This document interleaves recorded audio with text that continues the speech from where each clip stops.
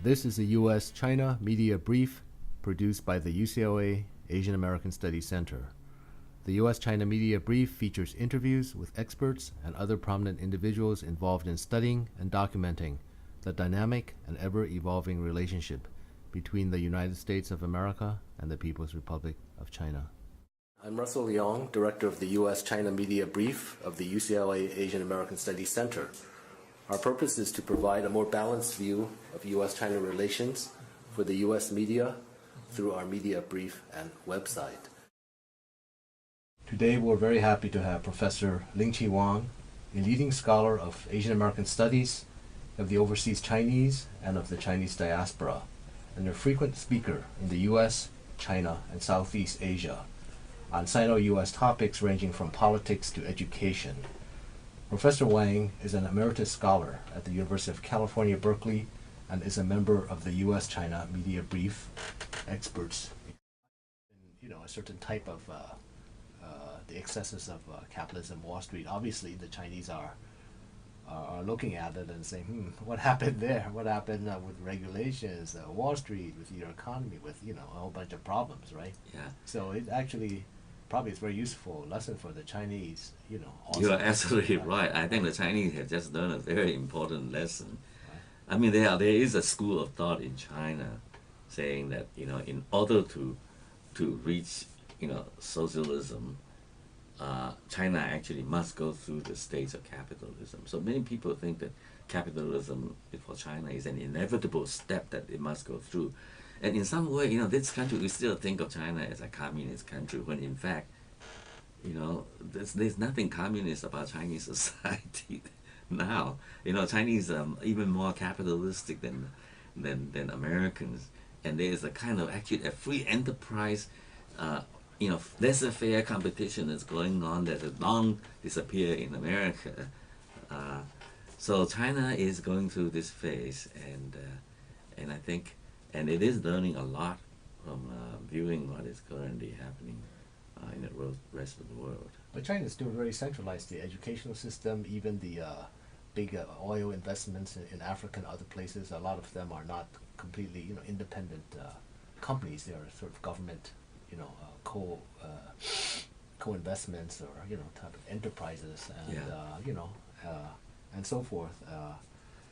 So I think it's a sort of a mixed bag, and we'll sort of see what happens.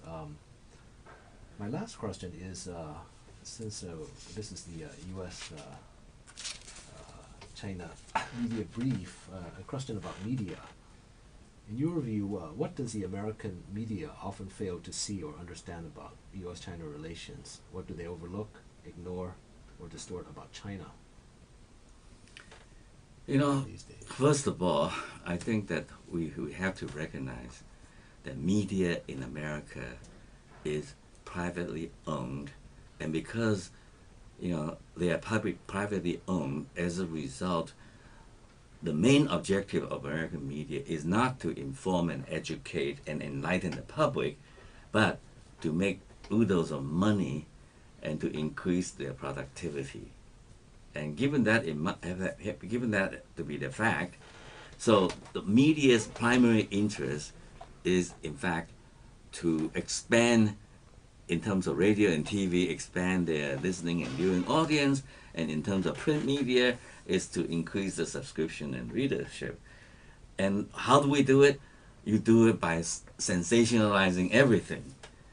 And so, and one of the problems in American politics and media is that the media usually like to do demonizing and bashing of China as a way to attract public attention, to gain more readership and viewing audience, and that, I think, that has to stop. And that, of course, you cannot stop them because they're going to continue, because they're going after profit.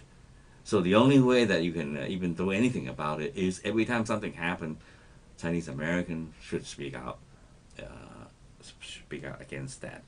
And I think that and I think we should continue to urge the media to, or at least to be critical of the media, to make sure that they don't forget that they are supposed to inform and educate and enlighten the public. but unfortunately that happens to be a very low priority. Well, And in terms of the Chinese media, actually, I have been very impressed by the media in China. Media in China, are doing a lot more investigative journalism than in America today. America media is being butchered and just cut to the bone. Nobody is doing that kind of investigation. China, in spite of the heavy-handed Chinese government control, the Chinese journalists are amazingly clever and flexible and managed to get the stories out in spite of all that difficulty. And so I find a number of Chinese publications extremely enlightening and so much better in terms of quality of reporting and also the quality of writing to be extremely high. But I think China, however, the Chinese government have to ease up on its control. I mean, the media, we know that it's absolutely under the control of the government. And I think and China really, part of the reform, as I mentioned earlier, has to be has to ease up on the control and to give the media a lot more freedom, I think, to cover news, and because the government tend to crack down on any news that is not favorable to China or to the Chinese government. And I hope the Chinese government will ease up on that. so Ling-chi, which publications in Chinese do you think are the most balanced? You can just give us Yeah, the I think Chinese that name. I think one of the most amazing publications, and that's available throughout China, precisely because of its reputation of being very meticulous, very persistent, and doing a lot of investigative journalistic type of feature articles, is so-called Southern Weekend, 南方周末. It's a weekly newspaper. I cannot think of any counterpart in America that is comparable to this publication. It's published in Canton. Guangzhou, Yeah, and of course, the editors of this newspaper and magazine is always getting into trouble, but at least they continue. I'm surprised that even after the editor got fired, the replacement come in and continue to do the kind of quality journalism that I have come to expect of this particular publication. There are other publications. Even you would never think about, for instance, our National Geographic here being on the front line of investigative journalism.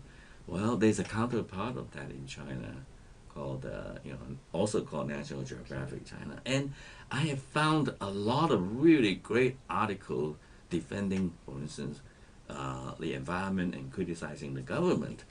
Usually 2, sometimes 3 years ahead of Western journalists who finally discover and put out a front page article in the New York Times saying, "Oh, we just discovered this problem," when in fact, for those of us who read the Chinese publication, it's published 2 years ago. So yeah, pretty amazing. Okay, I think the U.S. China Media Brief will have to check into those publications as well, because as you know, our goal is to provide a more balanced viewpoint for both American media and Chinese media about what's happening in the U.S. and China. So Professor Ling-chi Wang, thank you for speaking with us today with the U.S. China Media Brief. Professor Wang is one of our experts, and you can find his essays on our website, as well as this podcast once it's edited. Thank you. The preceding copyrighted program is a property of the University of California, Los Angeles. All rights reserved. It may be used freely for educational and not-for-profit activities. For other uses or to make an inquiry, please contact the Asian American Studies Center at UCLA.